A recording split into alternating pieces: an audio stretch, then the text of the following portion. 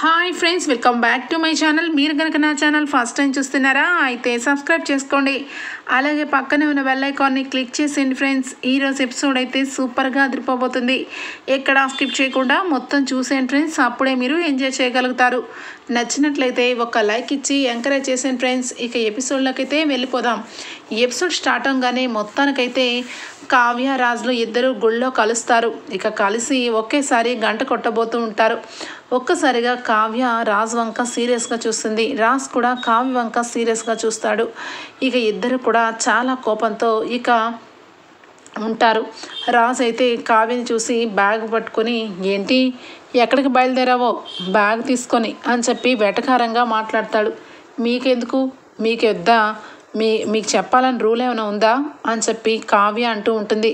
అయినా మీరు కూడా సూట్ వేసుకొని బాగానే తయారయ్యారు, మొత్తానికి కంపెనీకి వెళ్తున్నారనమాట అనగానే రాజ్, అవును కంపెనీకే వెళ్తున్నాను అని చెప్పి అనగానే, అదేంటి మీరు మాట తప్పరు కదా, ఇంట్లో కుటుంబం అంతా చీలికలుగా ఇక చిరిగిపోతుంది, కంపెనీ ఏముంది, ఆఫ్టర్ ఆల్ ఇంట్లో మనుషులే ముఖ్యమన్నారు కదా, ఇప్పుడేంటి మరి సూటు బూటు వేసుకొని ఆఫీస్కి బయలుదేరారు అని చెప్పి అంటుంది కావ్య. ఒక్కసారిగా తడబడతాడు రాజ్ అయితే. నేను వెళ్ళనన్నాను కానీ శాశ్వతంగా వెళ్ళనని ఏమీ అనలేదే, ఏదో అప్పుడేదో అన్నాను కానీ ఇప్పుడు ఆఫీస్కి వెళ్తున్నాను, ఇదంతా నా ఇష్టం అనగానే, అవును మీ ఇష్టమే తెలుస్తూనే ఉంది, ఇప్పుడు తెలిసింది కదా ఎవరిష్టం ఏంటో అన్నది. ఆ రోజు ఇంట్లో విషయాలన్నీ కూడా నేను కలగ చేసుకొని తాతయ్య తీసుకున్న నిర్ణయాన్ని, వద్దు తాతయ్య ఈ నిర్ణయం తప్పు తాతయ్య అని చెప్పి నేను అడిగేసరికి మీ నోటికి వచ్చినట్టుగా నన్ను చాలా మాట్లాడినారు. ఆస్తుల మీద అంతస్తుల మీద వ్యామోహం నీకెక్కువైంది ఏంటి అని.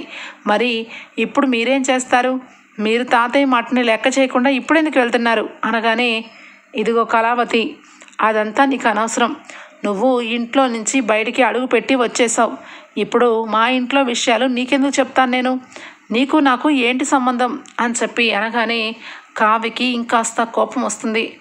అవును మీకు నాకు సంబంధమే లేదు, నాకెందుకు అని చెప్పి ఇక కావ్య అయితే అక్కడి నుంచి వెళ్ళిపోతుంది.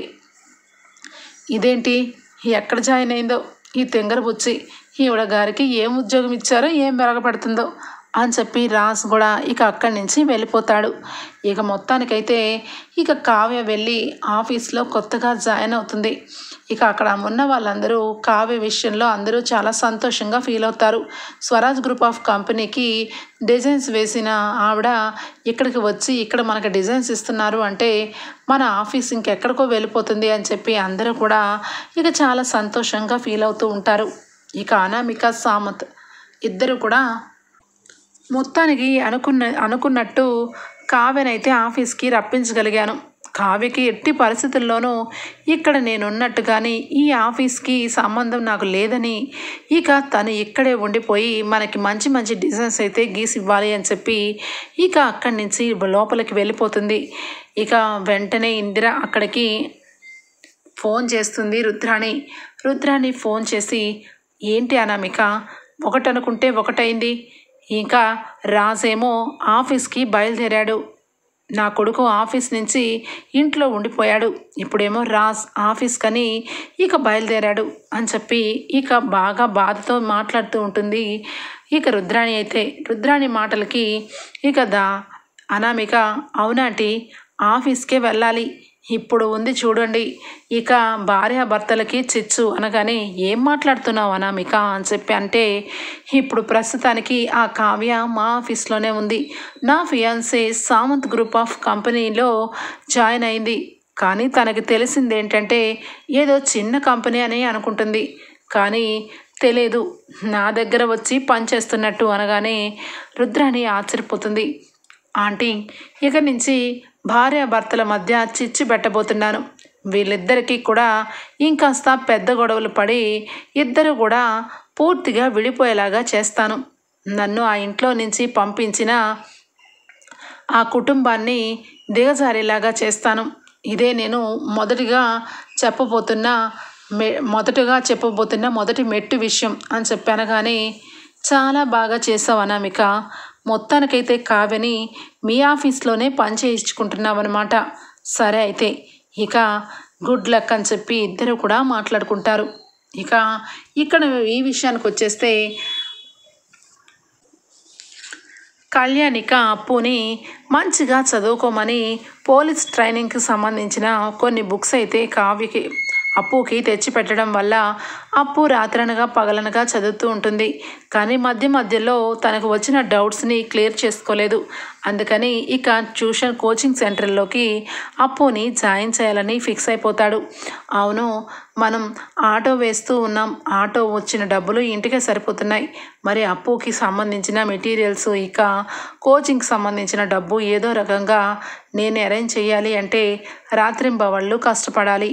ఇక నుంచి ఆటోని రాత్రి కూడా తోలాలి అని చెప్పి ఇక నిర్ణయం తీసుకుంటాడు. ఇక ఇదిగో పొట్టి, ఇక నుంచి నువ్వు చక్కగా కోచింగ్ తీసుకోవాలి, మంచి కోచింగ్ సెంటర్లో రేపే నీకు జాయిన్ చేస్తాను అనగానే, అదేంటి కూచి, ఇప్పుడే చెప్పాను కదా మనకి తినడానికే డబ్బులు లేవనుకుంటే కోచింగ్ ఏంటి అనగానే, ఎందుకు మనం కోచింగ్లో జాయిన్ అవ్వకూడదు? నువ్వు కోచింగ్ సెంటర్కి వెళ్తున్నావు, నేను నిన్ను చదివిస్తానన్నాను కదా, నువ్వు అవన్నీ అడగడానికి వీల్లేదు అని చెప్పి మొత్తానికైతే మంచి కోచింగ్ సెంటర్లో జాయిన్ చేస్తాడు. ఇక కళ్యాణ్ అయితే రాత్రింబవళ్ళు ఆటో వేసి డబల్ డ్యూటీ చేస్తూ ఉంటాడు. ఇక రాజ్ ఆఫీస్లోకి వెళ్ళగానే శృతి, సార్ గుడ్ మార్నింగ్ సార్, మీరు చాలా రోజులకు వచ్చారు అనగానే, సరే కానీ క్యాబినెట్లోకి రా అని చెప్పి రాజ్ సీరియస్గా పిలిచేసరికి శృతి వెళ్తుంది. మొత్తం ఫైల్స్ అన్నీ చెక్ చేసి, ఇక ఏంటి వీళ్ళందరూ మనల్ని వదిలేసి వేరే గ్రూప్లోకి వేరే కంపెనీలోకి జాయిన్ అయ్యారా, ఎవరెవరు అని చెప్పి ఫైల్స్ అన్నీ చెక్ చేయగానే, పాలనా కంపెనీలు మొత్తం కూడా ఆర్డర్స్ వెనక్కి తీసుకున్నాను సార్ అని చెప్పి డీటెయిల్గా చెప్తుంది శృతి. అయితే ఇక రాజ్ ఒక్కసారిగా షాక్ అయిపోతాడు. ఇక తాతయ్య గారి ఫ్రెండ్ వాళ్ళ మనవడే కాకుండా ఇక వేరొక 2-3 కూడా సామంత్ గ్రూప్ ఆఫ్ కంపెనీకి వెళ్ళిపోయారా, ఎందుకు ఇలా జరిగింది అని చెప్పి మొత్తం చెక్ చేస్తే, సార్ మనం ఇక మన గోల్డ్ విషయంలో, మన మోడల్స్ విషయంలో ఒకప్పుడు మన కంపెనీకి క్యూ కట్టే వాళ్ళందరూ కూడా ఇప్పుడు సామంత్ గ్రూప్ ఆఫ్ కంపెనీకి ఇక వెళ్ళిపోతున్నారు సార్. ఎందుకంటే మన డిజైన్స్ అన్నీ కూడా ఓల్డ్గా ఉన్నాయని చెప్పి చెప్తున్నారు అనగానే, ఏంటి మన డిజైన్స్ అన్నీ ఓల్డ్గా ఉన్నాయా? ఇంకా నయ్యం, మన డిజైన్స్ మార్కెట్లో ఇప్పుడే ట్రెండీగా నడుస్తున్న డిజైన్స్ అయ్యి అవన్నీ వెనకబెట్టి ఓల్డ్గా ఉన్నాయంటావేంటి అనగానే, లేదు సార్, నైటే కొటేషన్ ఒకటి ఇక కంపెనీ తరపు వచ్చింది. ఆ కొటేషన్లో చాలా అందమైన డిజైన్ని సామంత్ గ్రూప్ ఆఫ్ కంపెనీ వాళ్ళు పెట్టారట. ఆ డిజైన్స్ కోసం అందరూ కూడా ఇక అక్కడికే వెళ్ళిపోతున్నారు అని చెప్పి రాహుల్ గురించి కూడా చెప్తుంది. ఇక్కడ రాహుల్ చాలా దుడుసు స్వభావంగా వచ్చిన వాళ్ళకి మర్యాద లేకుండా ప్రవర్తిస్తున్నారు, నాతో కూడా అసభ్యకంగా ప్రవర్తిస్తున్నారు. అందుకే చాలామంది మన కంపెనీని వదిలి వెళ్ళిపోయి ఉండొచ్చు సార్ అని చెప్పి శృతి జరిగింది చెప్తుంది. ఇక రాజ్కి కోపం వస్తుంది. ఈ రాహుల్ గారిని పెట్టి అనవసరంగా కంపెనీని దిగజారిపోయేలాగా నేనే చేశాను, వీడిని అనవసరంగా ఈ కంపెనీ బాధ్యతలకి అప్పచెప్పాను అని చెప్పి అనుకుంటూ బాధపడతాడు. సరే అయితే ఇప్పుడు మనకి ఒక మంచి డిజైనర్ కావాలి అని చెప్పి ఒక మంచి డిజైనర్ కోసం ఇక ఇంటర్వ్యూలు అయితే ఇక కండక్ట్ చేస్తాడు రాజ్. ఇక అందరూ కూడా ఇంటర్వ్యూకి వచ్చి మొత్తానికి ఒక 4-5 డిజైన్స్ని అయితే సెలెక్ట్ చేస్తాడు. ఇక సూపర్ డూపర్ డిజైన్గా వేసే ఇక అందులో ఒక వ్యక్తి అయితే చాలా గొప్పగా డిజైన్స్ వేసి చూపిస్తాడు. ఆ డిజైన్స్ అన్నీ కూడా రాజ్కి బాగా నచ్చుతాయి. ఇక ఆ వ్యక్తిని అయితే ఇక అపాయింట్మెంట్ ఆర్డర్ ఇచ్చి పెట్టుకుంటాడు. మొత్తానికి ఇలాగే నడుస్తూ ఉంటుంది వ్యవహారం. ఇటు సామంత్ గ్రూప్ ఆఫ్ కంపెనీ అంచెలంచెలుగా ఎదిగిపోతూ ఉంటుంది. వేసిన డిజైన్స్ మిడిల్ క్లాస్ వాళ్ళు, అలాగే లో క్లాస్ వాళ్ళు, హై క్లాస్ వాళ్ళు అందరికీ నచ్చే విధంగా డిజైన్స్ అయితే సూపర్ డూపర్గా వేసి ఇస్తుంది కావ్య. ఇక ఇక్కడేమో రాజ్ కంపెనీలో జాయిన్ అయిన ఒక్క హై క్లాస్ సొసైటీకి తప్పించి మిగతా మిడిల్ క్లాస్ వాళ్ళకి, లో క్లాస్ వాళ్ళకి నచ్చే విధంగా ఉండవు ఆ డిజైన్స్ అయితే. ఇక రాజ్కి ఏమీ అర్థం కాదు. వచ్చిన ఆర్డర్స్ అన్నీ కూడా సామంత్ గ్రూప్ ఆఫ్ కంపెనీకి వెళ్ళిపోతూ ఉండడం గమనిస్తూ ఉంటాడు. ఇంట్లో అందరూ కూడా డిసప్పాయింట్ అవుతారు.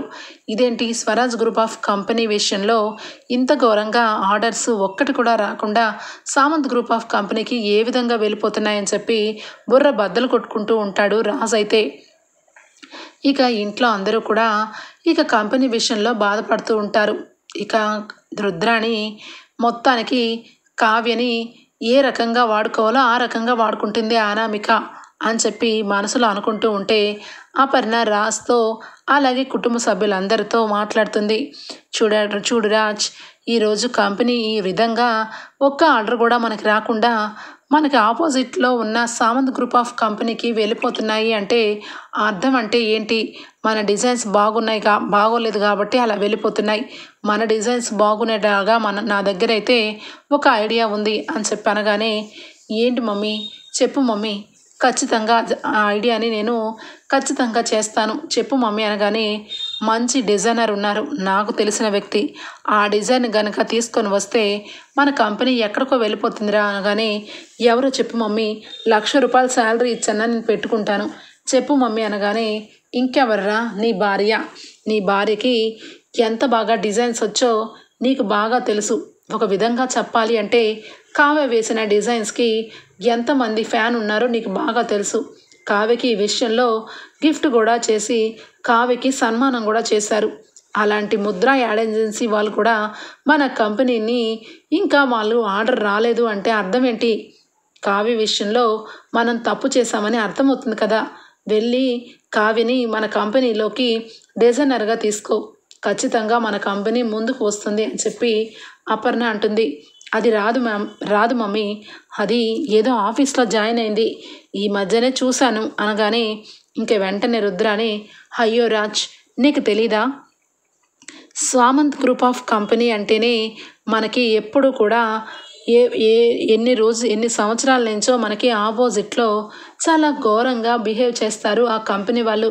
అలాంటి కంపెనీలోనే పనిచేస్తుంది మీ ముద్దుల కోడలు వదిన. అలాంటిది ఇప్పుడు రాజ్ కంపెనీలోకి రమ్మంటే ఎందుకు వస్తుంది? కావాలని జాయిన్ అయింది. కావాలని అక్కడ అనామికతో చేయి కలిపింది. ఇక ఇంట్లో వాళ్ళందరినీ పతనం చేయడానికే ఆ అనామిక వాళ్ళ కంపెనీలో జాయిన్ అయింది కావ్య అని చెప్పి కావ్య మీద కావాలని ఇక ఆ విధంగా తప్పులాగా మాట్లాడుతుంది రుద్రాణి. ఏంటి నువ్వు మాట్లాడేది? అనామికతో నా కోడలు చేయి కలిపిందా? నోరుందని నీ ఇష్టం వచ్చినట్టు మాట్లాడద్దు. అనామిక ఇంటికి జరిగిన ద్రోహాన్ని కావ్య బట్టబయలు చేసింది. అలాంటిది కావ్య అనామికతో ఎందుకు బిజినెస్ చేస్తుంది? కావ్యకి తెలియకపోయి ఉండొచ్చు అనగానే, లేదు దున, అంతా తెలుసు. కావ్య కావాలని ఆ కంపెనీలో జాయిన్ అయ్యి రాజుని దెబ్బతీయాలని చూస్తుంది. ఆ సంగతి మీకు ఇంకా తెలియట్లేదు. డిజైన్స్ అన్నీ గీసి ఇక రాజ్ కంపెనీ కంటే ఎక్కువగా సామంత్ కంపెనీ ఎదిగిపోవాలని ఆ కంపెనీ కింద కృషి చేస్తుంది అని చెప్పి కావ్య మీద లేనిపోని సాడీలన్నీ చెప్తుంది రుద్రాణి. అయితే ఇంట్లో అందరూ ఆశ్చర్యపోతారు ఇక రుద్రాణి మాటలకి. ఇక రాజ్ అయితే ఇక కోపంతో రగిలిపోతాడు కావ్య మీద. ఇక నెక్స్ట్ డే మార్నింగ్ రాజ్ అయితే కారులో వెళ్తూ ఉంటే కావ్య కూడా వెళ్తూ ఉంటుంది. ఒక్కసారిగా కావ్యకి ఎదురుగా కారు ఆపి ఒక్కసారిగా దిగి, ఏయ్ కళావతి అని చెప్పి సీరియస్గా పిలుస్తాడు. నోరు అదుపులో పెట్టుకోండి, నన్ను మీరు ఏ కళావతి అని ఎందుకు పిలుస్తున్నారు? ఇది రోడ్డు అనగానే, అవును నాకు బాగా తెలుసు. ఏంటి, నువ్వు మా ఇంటిలో దీపం పెట్టిన లక్ష్మీదేవివా? మా కంపెనీ గురించి నీకు చాలా బాధ ఉందా? మా కంపెనీ ఎప్పుడూ ఎదగాలని నువ్వు చూసావా? అందుకే కదా మా మమ్మీని వదిలి వెళ్ళావు. మరి ఇప్పుడేంటి, మా కంపెనీని అణగదొక్కాలని మాకు ఎప్పటి నుంచో తరతరాలుగా ఇక బద్ధ శత్రువులైన సామంత్ గ్రూప్ ఆఫ్ కంపెనీకి డిజైన్స్ వేస్తున్నావు. ఇప్పుడే అర్థమైంది నువ్వు ఎలాంటి దానివో అని చెప్పి రాజ్ అనగానే ఒక్కసారిగా కావ్య షాక్ అయిపోతుంది. ఏం మాట్లాడుతున్నారు మీరు? మీ గురించి మీరు చెప్పిన విషయాలన్నీ కరెక్టే, కానీ నేను మీరు అనుకున్నట్టు మీ కంపెనీ దిగజారిపోవాలని వేరే కంపెనీలో నేను జాయిన్ అవ్వలేదు. ఏదో చిన్న కంపెనీలో నేను డిజైన్స్ ఇస్తున్నాను, అంతవరకే అని చెప్పి కావ్య అంటుంది. నువ్వు మర్యాదగా కంపెనీకి డిజైన్స్ ఇవ్వడం ఆపేసేయ్ అని చెప్పి రాజ్ అంటాడు. ఆ మాటలు కావ్య, మీరెవరు నాకు చెప్పడానికి? అయినా నా ఇష్టం, నేను డిజైన్స్ ఎవరికైనా ఇచ్చే హక్కు అధికారం నాకున్నాయి. మీరు నన్ను భార్యగానే వద్దనుకున్నారు, వదిలేశారు. ఇప్పుడేంటి, ఏదో నా మీద పెత్తనం చలాయించి వదిలేసేమని ఆర్డర్లు పాస్ చేస్తున్నారు అనగానే, ఉసే కళావతి, నీకు నేను భర్తని, నా మాట అంటే లెక్కలేదు కదా నీకు అనగానే, మీరు నాకు భర్తని మీకు ఇప్పుడు గుర్తుకొచ్చిందా? మీరు ఆ ఇంట్లో నుంచి నేను కాలు బయట పెడుతున్నప్పుడు మాత్రం కనీసం ఒక్క నిమిషానికి కూడా మీరు చేసిన తప్పు మీకు గుర్తు రాలేదు, కానీ ఇప్పుడు మాత్రం మీ కంపెనీ కాస్త కిందికి పడిపోయేసరికి ఇప్పుడు భార్యాభర్తల బంధం గుర్తుకొచ్చిందా? ఐఎమ్ సారీ, నేను మీకు ఏ సహాయం చేయలేను. నన్ను నమ్ముకొని నాకు ఒక ఉద్యోగం ఇచ్చిన కంపెనీకి నేను డిజైన్స్ ఇస్తున్నాను. అది ఎవరైనా కూడా నా ఇష్టం. నేను ఆఫీస్కి వెళ్తాను, డిజైన్స్ ఇస్తాను. మీరు మాత్రం నన్ను ఆపేది లేదు అని చెప్పి కావ్య అక్కడి నుంచి వెళ్ళిపోతుంది. ఒక్కసారిగా రాజ్ దెబ్బకి షాక్ అయిపోతాడు. ఏంటి కావ్య ఇలా మారిపోయింది? నిజంగా అత్త చెప్పినట్టు ఆ అనామికతో చేరి నా కంపెనీని దిగజారాలని ప్రయత్నం చేస్తుందా ఏంటి? ఈ కంపెనీని ఎవరు ఏమన్నా పైకి రప్పించే ప్రయత్నం జరుపుతూనే ఉంటాను.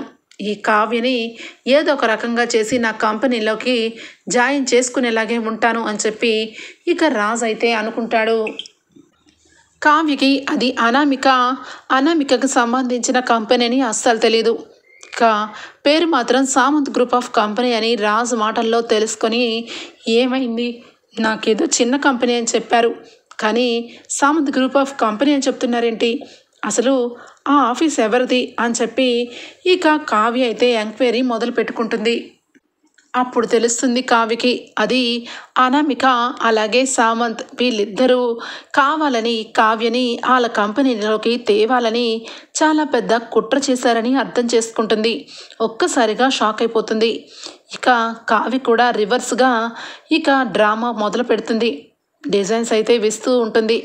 ఇక ఇక్కడ చూస్తే రాజ్ కావ్య విషయంలో కావ్య చాలా పొగరుపోతుంది. నన్ను భర్తని కాదంటుంది, అలాంటి భార్య నాకు అవసరం లేదు అని చెప్పి రాజ్ కూడా సీరియస్గా ఉంటాడు.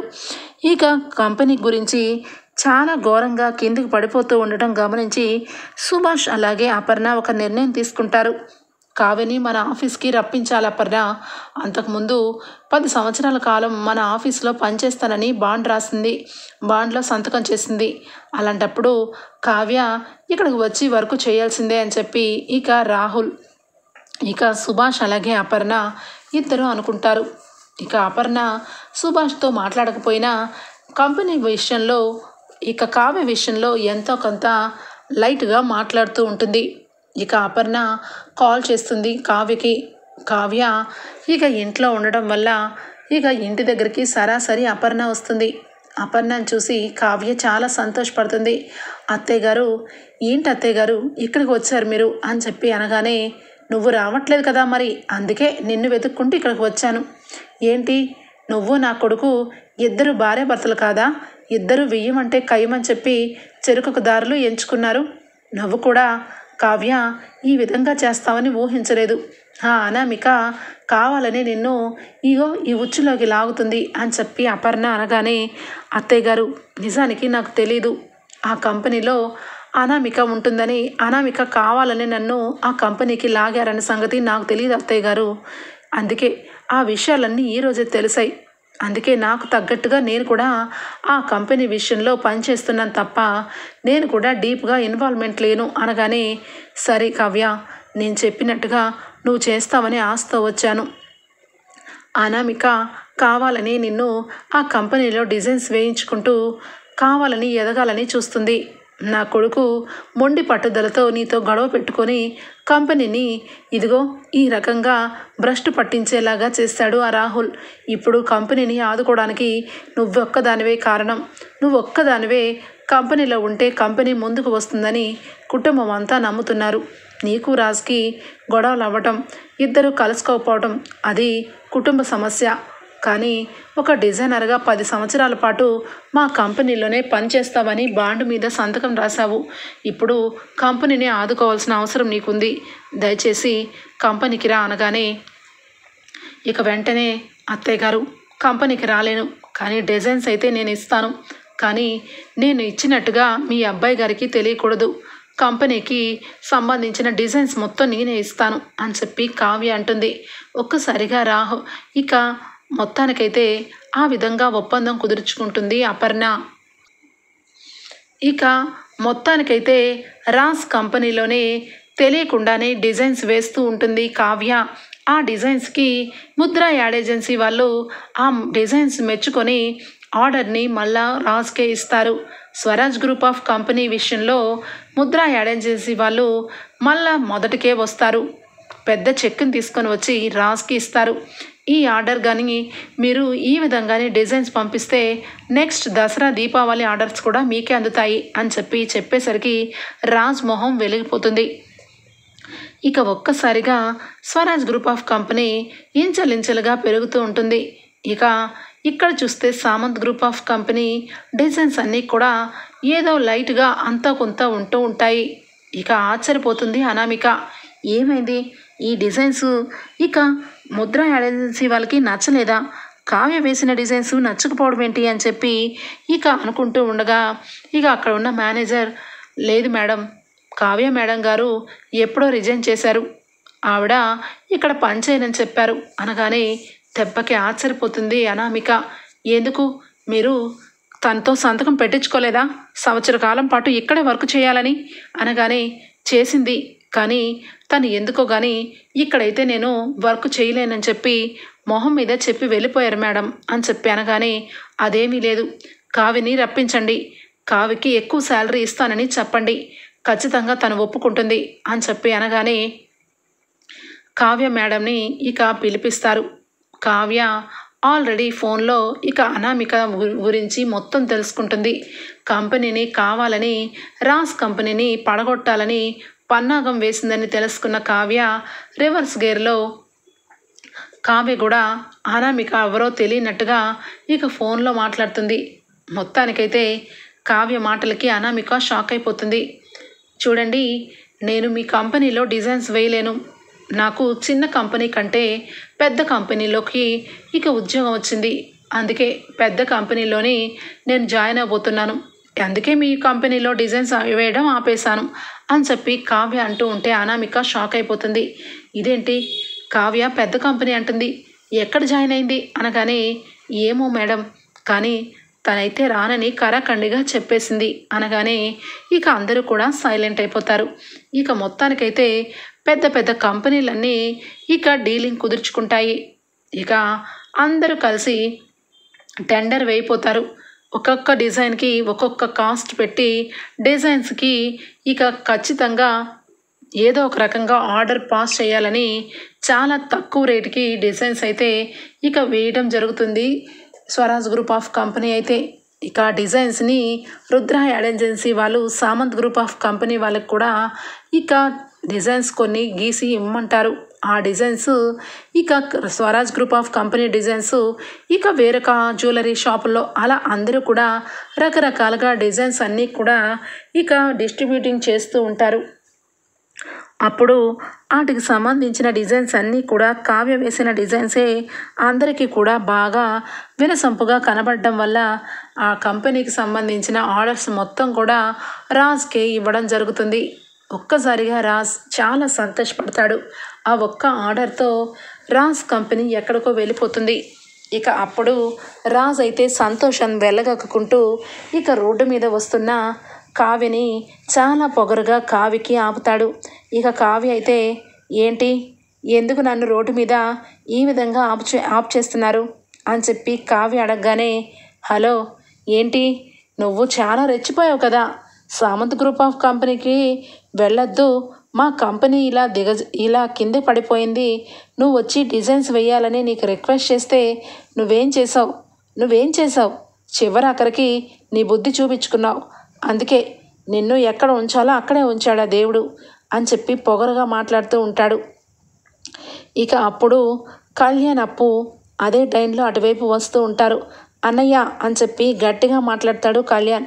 ఏంట్రా, ఏ తప్పు చేసినా మీ వదిన్ని నువ్వే కాపాడుతూ ఉంటావు, మీ వదిన ఇన్నాలనుకున్నట్టు లేదు, తను స్వార్థపర్రాలు, తన జీతం కోసం తన డబ్బుల కోసం ఏదన్నా చేస్తుంది, అందుకే తన డిజైన్స్ని ఆ సామంత్ గ్రూప్ ఆఫ్ కంపెనీకి అమ్ముకుంటుంది, తరతరాలుగా ఆ కంపెనీకి మనకి చాలా పెద్ద యుద్ధాలే జరిగాయి, ఆ సంగతి నేను వివరించినా కూడా ఆ కంపెనీలోనే పనిచేసింది. ఇప్పుడు ఆ కంపెనీ కింద పడిపోయింది. మన కంపెనీకి ఆర్డర్స్ మొత్తం కూడా ఇక క్యూ కట్టాయి. ఆ విషయమే చెప్తున్నాను. ఎంతలో నువ్వు వచ్చావు అని చెప్పి రాజు అనగానే, అయ్యో అన్నయ్య, నువ్వు అనుకున్నది చాలా తప్పన్నయ్య. వదిన తలుచుకుంటే డిజైన్స్ వేస్తే ఎంతటి కంపెనీ అయినా పైకి రావటం ఖాయం అనగానే, ఒరే పిచ్చోడా, నువ్వు మీ వదిన మాయలో పడ్డావు. అందుకే మీ వదినలాగే మాట్లాడుతున్నావు. సరే అయితే ఏదైతేనే నా కంపెనీ అయితే చాలా ముందుకు వెళ్ళింది. అది చెప్దామనే వచ్చాను అని చెప్పి రాజ్ అక్కడి నుంచి వెళ్ళిపోతాడు. ఇక కావ్య అయితే మనసులో ఇక అనుకుంటుంది, ఈయనకి ఈ మధ్య బాగా ఇక కోపం అలాగే ఆవేశంతో పాటు పొగరు కూడా పట్టుకుంది. అందుకే ఈ విధంగా మాట్లాడుతున్నారు అని చెప్పి కావ్య అనుకుంటుంది. ఇక ఇంట్లో అందరూ కూడా కంపెనీ చాలా పై స్థానానికి రావటం వల్ల అందరూ సంతోషపడుతూ ఉంటారు. రాజ్ చాలా గర్వపడతాడు. మనం వేసే డిజైన్స్ అన్నీ కూడా అదిరిపోయే డిజైన్స్, ఆ కళావతికి దిమ్మ తిరిగిపోయేలాంటి డిజైన్స్ అని చెప్పి అనుకుంటూ ఉంటే ఇక టీవీలో కావ్యని ఇంటర్వ్యూ చేయడానికి ఇంటర్వ్యూ లైవ్ వస్తూ ఉంటుంది. ఇంట్లో అందరూ ఎదురు చూస్తూ ఉంటారు. ముఖ్యంగా రాజ్ ఆశ్చర్యపోతాడు. మేడం, మీరు వేసే డిజైన్స్ చాలా గొప్పగా ఉంటాయి. మీ మూలంగానే స్వరాజ్ గ్రూప్ ఆఫ్ కంపెనీ అంత ఎత్తు ఎదిగింది. నిజానికి ఆ డిజైన్స్ అన్నీ కూడా ఒక మిడిల్ క్లాస్ వర్గాల వాళ్ళకి చాలా గొప్పగా నచ్చుతాయి. ఆ డిజైన్స్ అంటేనే ఇక ప్రజల్లో చాలా ఎక్కువ మెజారిటీ మీ వైపే ఉంది అనగానే ఇక కావ్య ఏమీ మాట్లాడకుండా సైలెంట్గా ఉంటుంది. ఇక అప్పుడు అక్కడ సుభాష్ కూడా వచ్చి, అవును, మా ఇంటి కోడలు మా ఇంటి పరువుతో పాటు మా కంపెనీ పరువును కూడా కాపాడుతూనే ఉంది. నిజానికి మీ ఎవరికీ తెలియని విషయం ఏంటంటే స్వరాజ్ గ్రూప్ ఆఫ్ కంపెనీకి సంబంధించిన డిజైన్స్ అన్నీ కూడా మా కోడల వల్లే ఇలా పాపులర్ అయ్యాయి. ఇంత స్థానానికి వచ్చిన ఈ ఈ ఈ స్వరాజ్ గ్రూప్ ఆఫ్ కంపెనీ ఇంత స్థానాల్లోకి కింద పడిపోయినా లేపగలిగే శక్తి కెపాసిటీ ఒక్క మా కోడలిలోనే ఉంది. ఇదంతా కూడా మా కోడలు పుణ్యమే అని చెప్పి ఇక అందరి ముందు సుభాష్ గొప్పగా పొగుడుతూ ఉంటే ఇక ముద్రా యాడ్ ఏజెన్సీ వాళ్ళు మీ కోడలు గారికి చిన్న సన్మానం అని చెప్పి అందరి ముందు ఇక కావ్యకి చాలా చక్కగా పొగుడుతూ పట్టు వస్త్రంతో కప్పి మరీ పూలగుచ్చం ఇచ్చి మీ మూలంగానే, కేవలం మీ మూలంగానే ఆ కంపెనీలో ఉన్న ఆర్డర్స్ అన్నీ కూడా మీ కంపెనీకి ఇచ్చాం. మీరు త్వరలోనే ఇక ఇంకా మంచి మంచి ఎన్నో డిజైన్స్ గీయాలని కోరుకుంటున్నాం అని చెప్పి ఒక మిడిల్ క్లాస్ నుండి వచ్చిన అమ్మాయి చాలా గొప్పగా డిజైన్స్ గీసి ఇంత స్థానానికి ఇక ఇంత ఎత్తుకి ఎదిగింది అని చెప్పి టీవీల్లో వాళ్ళు చెప్తూ ఉంటే రాజ్కి అర్థం కాదు. దెబ్బకి దిమ్మ తిరిగిపోతుంది. ఇక అప్పుడు అంటుంది అపర్ణ, ఒరే రాజ్, ఏంట్రా, ఏమైంది అనగానే, ఏమీ లేదు మమ్మీ అని చెప్పి ఇక అనగానే, నిజానికి నువ్వు అనుకున్నట్టు ప్రతి ఒక్కటి జరగడానికి కారణం ఎవరో తెలుసా? నీ భార్య నీ వెనక ఉండి నీ విజయానికి కారణమైన నీ భార్య దగ్గరే నువ్వు పొగరపోతున్నావు. ఆ రోజు కావ్య నన్ను వదిలి కంపెనీకి వెళ్ళి విషయం ఏంటో తెలుసుకోవడానికి వెళ్ళింది అనగానే నేను కోమాలోకి వెళ్ళిపోవడానికి కారణం కావ్యనని చాలా పెద్ద నిందించావు. కానీ కావ్య ఏ రోజు కూడా తప్పు చేయలేదురా. నిజానికి కావ్య లేకపోతే ఈ కంపెనీ ఎంత ఘోరంగా పడిపోయిందో అర్థం చేసుకున్నావు కదా. ఇప్పటికైనా తెలుసుకొని నీ భార్యని ఇంటికి తీసుకొనిరా అని చెప్పి అపర్ణ అంటుంది. ఇక సీతారామయ్య, ఇందిరాదేవి కూడా ఇక కావ్య గొప్పతనం గురించి రాజ్కి వివరిస్తారు. రాజ్ ఇక మనసులో ఒకవైపు ఏం చేయాలో అర్థం కాని పరిస్థితి. కంపెనీ ఈరోజు మళ్ళీ నెంబర్ 1 పొజిషన్కి వచ్చింది కావ్యే, కళావతి మూలంగానే. కానీ కళావతి దగ్గర నేను అనవసరంగా చాలా గట్టిగా రెచ్చిపోయాను అని చెప్పి మనసులో ఇక బాధపడతాడు. ఇటు చూస్తే ఇక అప్పుడే అర్థమవుతుంది రాజ్కి. అంతరాత్మ వచ్చి, ఒరే ఏంట్రా నీ పట్టుదల మొండేవుడివైపోయావు. నీ భార్య నీ కంపెనీ గురించి ఇంతలాగా ఆలోచించి మంచి మంచి డిజైన్స్ గీసి మొత్తానికి నీ చేతిలో ఉన్న ఈ కంపెనీ పరువు కాపాడింది. అలాంటి కళావతిని ఇంకా ఒంటరిదానిలాగా వదిలేసావు.